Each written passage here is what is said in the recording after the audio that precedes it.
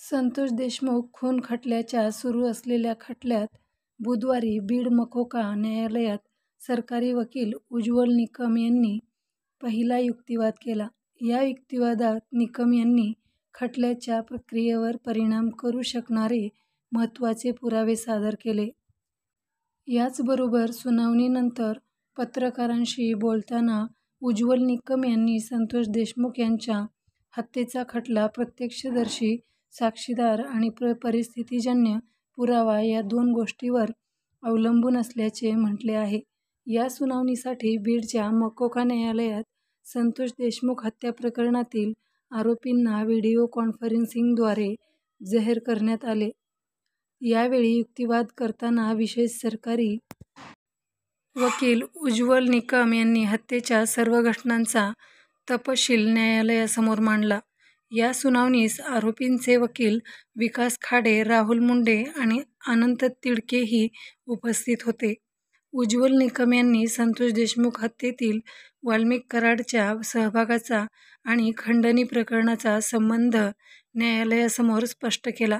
आता न्यायालय या प्रकरणी पुढील सुनावणी 10 एप्रिल रोजी घेणार आहे.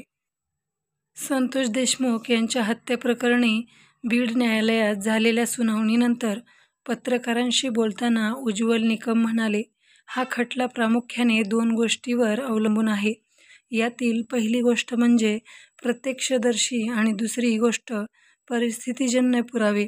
मनुष्य खोटं बोलू शकतो, पण परिस्थिती कधीही खोटं बोलत नाही. त्यामुळे आमच्या दृष्टीने SITने केलेला तपास आणि पुरावे अत्यंत चांगले आहेत.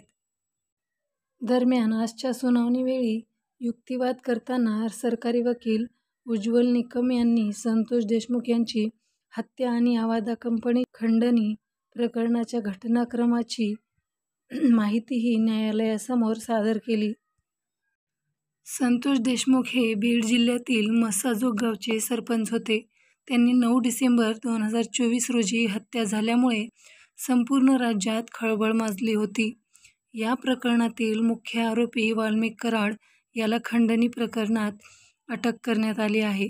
या प्रकरणात आरोपीवर मकोका महाराष्ट्र संघटित गुन्हेगारी नियंत्रण अधिनियम लावण्यात आला असून सर्व आरोपीविरोधात खंडणीत आडवे आल्यामुळे संतोष देशमुख यांची हत्या केल्याचे दोषारोपपत्र दाखल करण्यात आले आहे. संतोष देशमुख यांच्या हत्येच्या तपासात CID आणि SIT सक्रियपणे काम करत आहेत. या प्रकरणात अद्याप एक आरोपी फरार आहे. मित्रांनो, ही बातमी गुगलवर सर्च करून घेण्यात आलेली आहे. आपण जर नवीन असाल तर चॅनलला लाईक करा, शेअर करा आणि सबस्क्राईब करायला विसरू नका. धन्यवाद.